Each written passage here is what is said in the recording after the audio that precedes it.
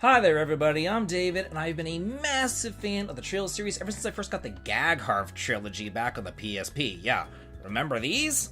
But I really did fall in love with the Trails in the Sky series, and then the rest is history. So today, I want to give you 5 hints and tips that I wish that I knew before I began the latest entry in this long-running series, Trails Through Daybreak. And I do think that that's something that you're going to want to subscribe for, as I'm trying my best to hit my dream goal of 100,000 subscribers by the end of this year. So if you could help me out with that by subscribing and smashing that like button, I would really appreciate it. And now, let me take you back into Calvard as I give you some expert, spoiler-free advice.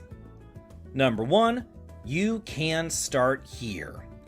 First things first, let's just get this out of the way because I know that it's going to come up in a million comments. Every single time that I bring up the Trails series, the question of, where should I start, is inevitably asked. Well, I am here to tell you that this is a perfectly fine place to start. The Trails series has multiple arcs, and the Sky trilogy is where it all began and quite honestly is the preferred place to start. But it is more than fine to start at the beginning really of any arc. Following the Sky trilogy is the Crossbow duology, whose story runs pretty much concurrently with the Cold Steel quadrilogy.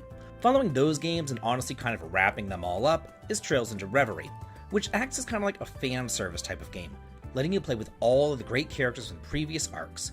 Trails Through Daybreak, though, is its own beast. It takes place clear across the continent on the other side of Zemuria in the country of Calvard, which we've only heard about in the previous games but never actually visited.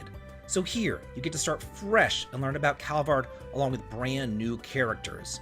Yes, there will be some different people from the previous arcs popping up here and there, but again, they mostly just serve as like fan service and Easter eggs and just little pop-ups and nods. And I really don't believe that it will impede your enjoyment of the story one bit if you just start here. And hey, if you do like them, you can always go back and play the previous games. So the real thing is just to start somewhere, and this is a perfectly fine place to start. Number 2, let's talk about the alignment system. This is new to the entire Trails series, as here you can choose to align Van, your protagonist, with one of 3 different moral values, those of law, chaos, and the more neutral gray. As you progress through the main storyline, you'll also complete side quests, and you'll be faced with a series of choices, and while there are technically no wrong answers, what you say and do will definitely affect your reputation as well as your alignment. So you might be asking, well, what's the big deal? What actually changes? Well, for the most part, the biggest change is all the way back in Chapter 5, as well as in the final dungeon. I'm going to be talking about this with as few spoilers as humanly possible. Gameplay-wise, if you choose Law, your Mayor Courts will grow more defensively. If you go Chaos, it'll skew more offensively, and if you go Gray, it'll be a balance between the two.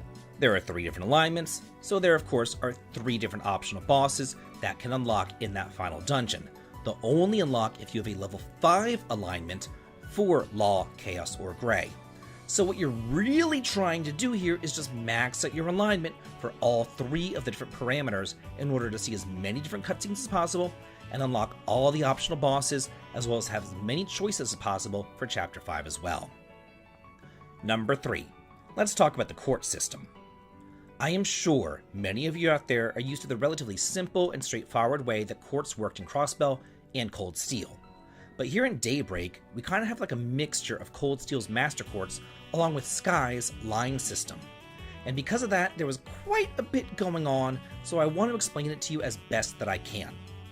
Holo Cores are essentially this game's Master Courts, and the total value of your arts damage, max EP, and your S-boost effects change depending on the Holo Core that you have installed.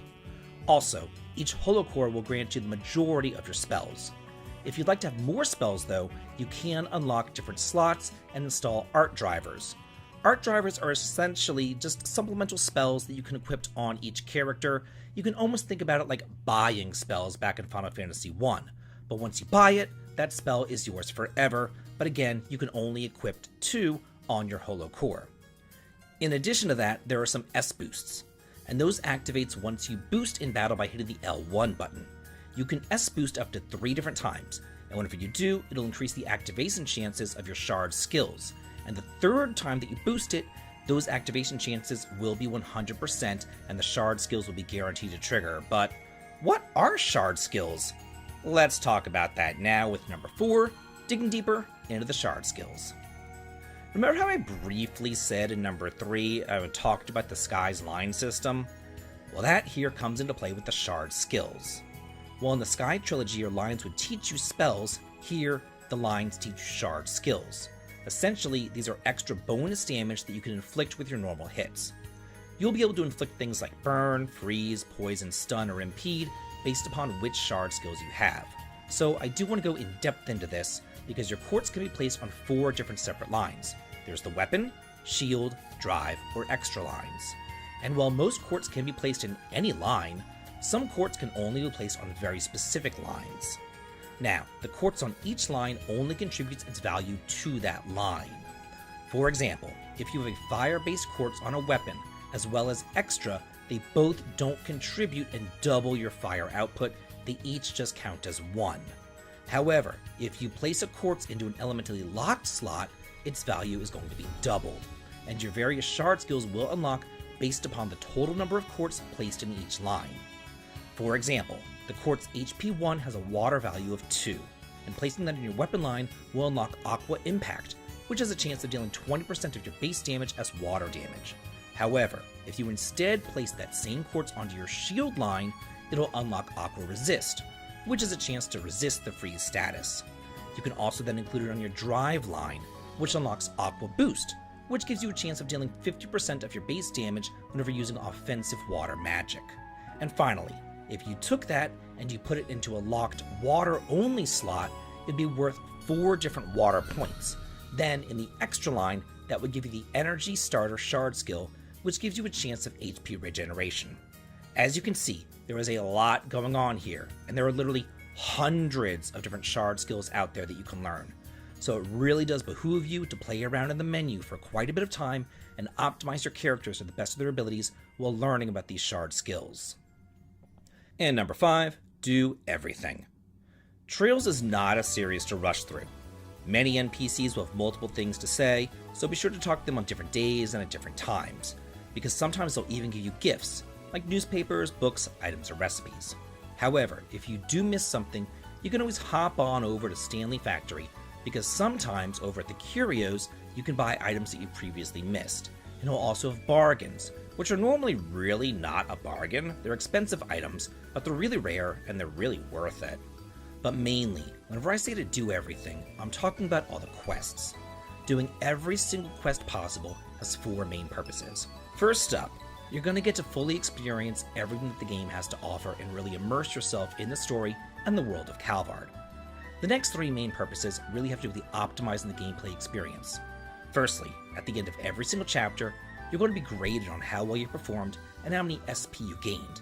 And the higher your grade is, the better rewards that you'll receive. And some of the best items in the entire game can only be retrieved through this reward system. The next main purpose is the alignment system.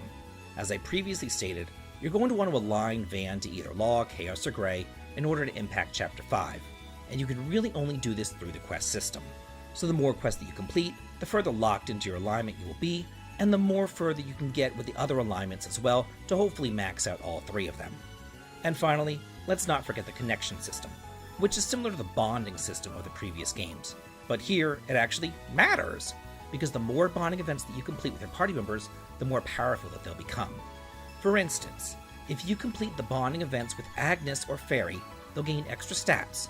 But if you complete a bonding event with somebody who is not one of your party members, such as Yume, Vaughn himself will gain extra stats. And if you complete all of your various side quests, you'll actually get an extra connection point, ensuring that you can connect with as many party members as humanly possible each day and grow all of your stats as high as possible too. So that's it for the 5 hints and tips that I wish that I knew before I started up Trails Through Daybreak. And now I want to ask you, what hints and tips would you give to new players? Is there anything that I missed? Let's turn this comment section into an advice column, as we give each other hot tips and spill all the tea on this great game. And hey y'all, if you did like this, please be sure to follow me over on Twitter and sign up for my Patreon for behind-the-scenes videos and photographs. And as always, if you do like this, please like, comment, and subscribe, and have a good day.